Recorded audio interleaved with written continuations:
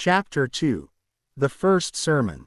When Star woke up, his cheek was glued to a patch of cold noodles. For one disoriented moment, he thought he'd dreamed it. The roaches, the voices, the divine pep talk. Surely, his mind had finally short-circuited from too many late nights scrolling dating apps with men holding fish in their profile pictures. Surely, no bug had introduced itself as Clarence. And then he heard humming. Not just any humming. Gospel humming. Star peeled his face off the lo mein and sat up. On his kitchen counter, a line of roaches swayed in unison, antennae bobbing, while Petunia belted out something suspiciously close to his eye as on the sparrow. "Oh, hell no," Star muttered. "Language," Clarence chided, his antennae wagging. "You're in the presence of the Lord's messengers. You're cockroaches," Star shouted. "Nobody, and I mean nobody, in the history of the Bible ever got advice from roaches." Petunia stopped mid-hum, glaring. "Excuse you. God used a donkey once. If he can make a donkey talk, he can make us talk. Don't limit him." Clarence stepped forward, puffing out his chest. "Now, Star, I know you're scared. You're confused. You think you're going crazy. I am going crazy," Star snapped. "I just passed out in my own lo mein because my pests are preaching." "Correction," Clarence said, raising one tiny leg.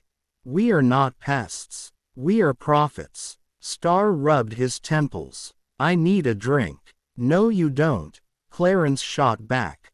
"What you need is to listen. Because here's the truth. You've been living like us. Hiding in the cracks, waiting for scraps, avoiding the light, and God didn't put you here for that." Star froze. Against his will, the words slid under his skin. Petunia chimed in, softer now. "You've been hurt, sugar. Left behind. Chewed up and spit out by men who didn't deserve you. But you've let those ghosts tell you you're too old, too broken, too unlovable.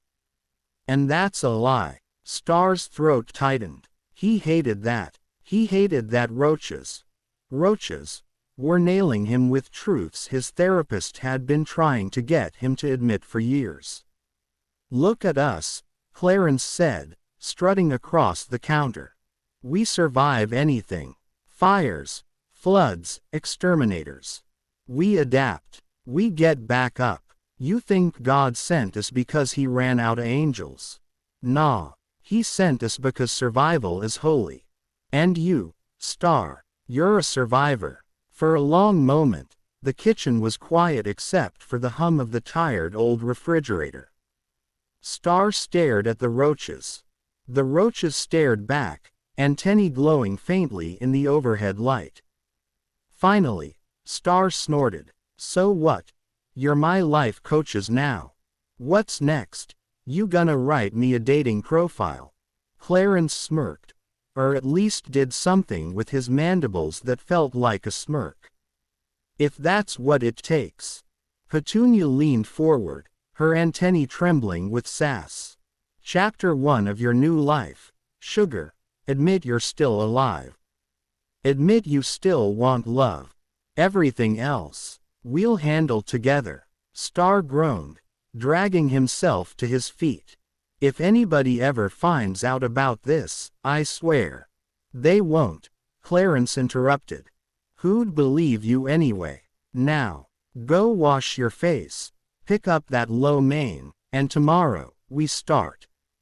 "Start what?" Star asked warily. "The sermon series," Clarence said. "Week 1.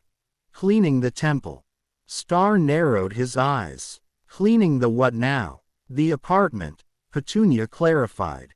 "Honey, if you want God, or a man, to come over, you can't have 3-month-old pizza boxes as your centerpiece." Star sighed. "You really are roaches. Prophets," Clarence corrected. "Prophets who also appreciate a tidy kitchen." Star stumbled toward the bathroom, muttering under his breath. But as he splashed cold water on his face, he caught his reflection in the mirror. His eyes were bloodshot, his hair a mess. And yet, for the first time in years, there was the faintest flicker of something behind his exhaustion. Hope, even if it had crawled in on 6 legs.